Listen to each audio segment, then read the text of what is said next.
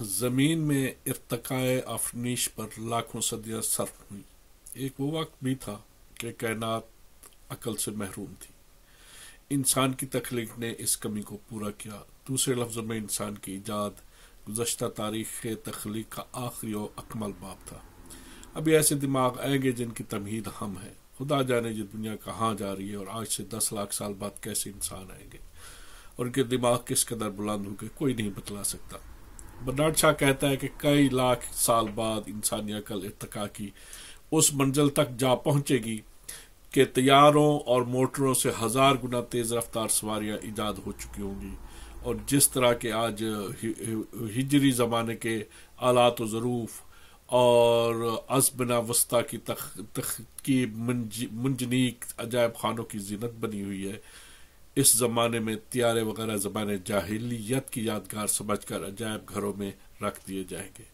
سچ ہے، جب ہم کسی آیت یا منظر کو مٹا دیتے ہیں تو اسے بہتر یا ویسا ہی پیدا کر دیتے ہیں۔ ما ننسخ من آیت او ننسیہا نأتی بخیر منہا او مثلہا۔ انسانی بدن کی مشین پر غور فرمائیے۔ ایک ڈاکٹر اس اعتماد پر جسم میں سوراخ کر دیتا ہے کہ اندر ایک حیرت خیز مشین پوست گوشت بنانے پر لگی ہوئی ہے۔ اگر تلافی مافات کا یہ قدرتی سلسلہ نہ ہوتا تو ہزارہ مریض عمل جراحی یعنی آپریشن کے بغیر ہلاک ہو جاتے۔ اس طرح کا ایک سلسلہ عالم اخلاق میں بھی کام کر رہا ہے۔ ہم گزشتہ گناہوں اور کج راہیوں کی تلافی توبہ اور ندامت سے کر سکتے ہیں، اور برہمنوں کا یہ اصول کہ گناہ کی تلافی نہیں ہو سکتی درست نہیں۔ سورہ نساء آیت نمبر 17۔ جو لوگ جلد ہی سنبھل جاتے ہیں اللہ تعالیٰ ان کی گزشتہ خامیوں کو نظر انداز فرما دیتا ہے۔ اگر سرما کی کسی رات کو مریخ کا کوئی باشندہ بمبئی کے بازاروں میں اتر آئے تو وہ ہر طرف بلند اور خوبصورت دکانیں دیکھے جن میں بجلی کے کمکمے نور کا سیلاب اٹھا رہے ہوں گے، موٹروں کا تانتا بنتا ہوگا، ہر طرف ایک چہل پہل نظر آئے گی، تو کیا وہ یہ خیال کرے گا کہ یہ تمام رونق خود بخود پیدا ہوگی؟ کیا ایک جوہری کی دکان میں چاندی اور سونے کے برتن خود بخود کرینے سے سج گئے؟ کبھی نہیں۔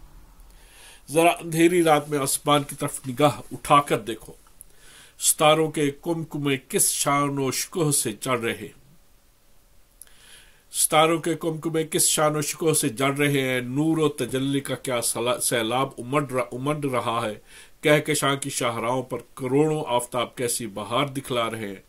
صاف معلوم ہوتا ہے کہ آسمان کسی عظیم الشان فرما روا کا دارالحکومت ہے۔ کیا یہ لوگ اللہ کا شریک ٹھہراتے ہیں؟ اللہ اس سے بہت بلند اور پاک ہے۔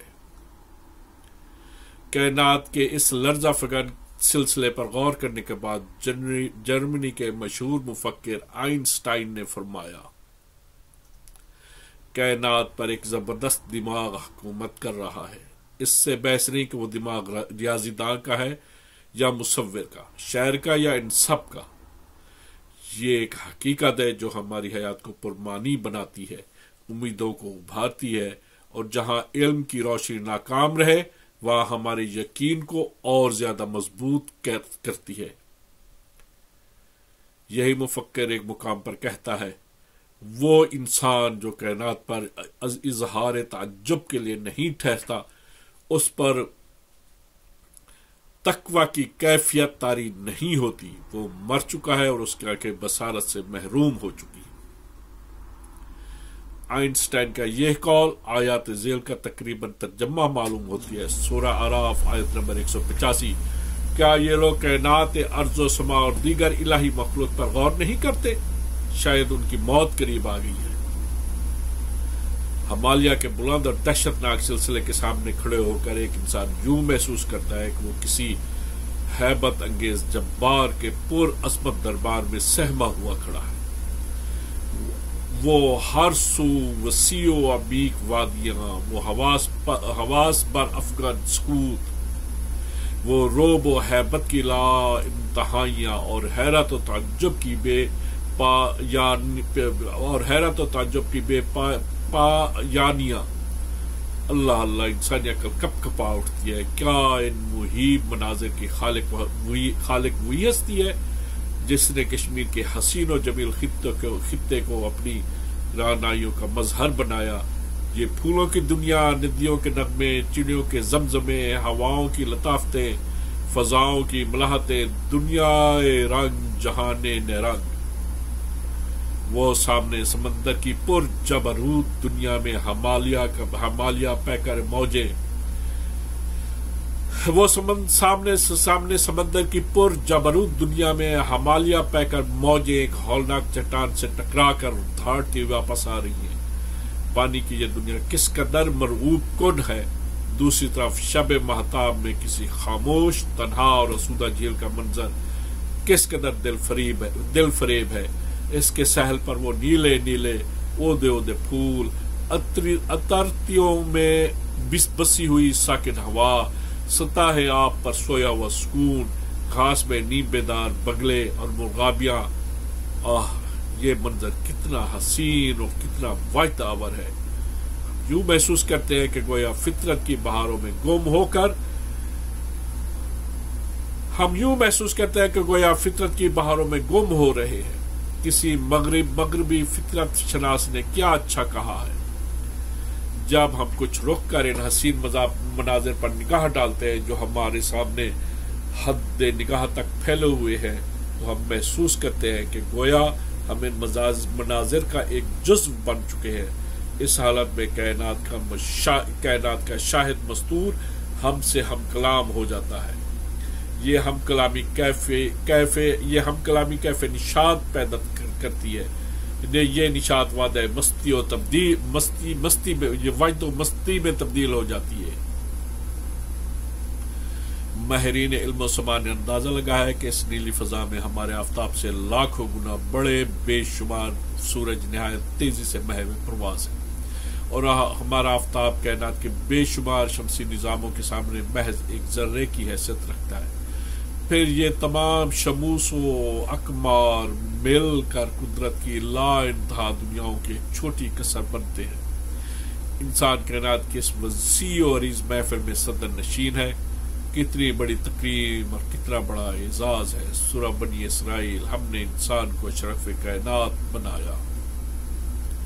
انسان کی برادری کس قدر وسیع ہے. کہکشانی سیارے سے لے کر لالۂ صحرا تک سبھی لوگوں میں ایک ہی خون دوڑ رہا ہے.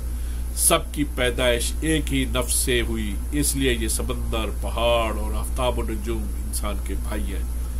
گویا انسان عمر اور قد میں چھوٹا ہے، لیکن اللہ وہ ہے جس نے تمہیں ایک نفس سے پیدا کیا. سورہ اعراف آیت نمبر 189. ہمیں اس پرشکوہ کائنات کا سردار بنا کر بھیجا گیا تھا، لیکن حالت یہ ہے کہ ہم قدم بقدم پر آئین فطرت توڑتے ہیں. باقی تمام کائنات اپنے دستور العمل کو نبھا رہی ہے، اور انسان سورہ اثر آیت نمبر 1 اور 2 تاریخ عالم شاہد ہے کہ انسان ہمیشہ خسارے میں رہا. ہماری زمین آفتاب سے نکلی تھی، اس لیے ارضی برقیوں کا منبع بھی آفتاب ہے. سورج سے نکلے ہوئے یہ ذرات آج طیوروں، وحوشوں اور لالا و گل کی صورت اختیار کیے ہوئے ہیں.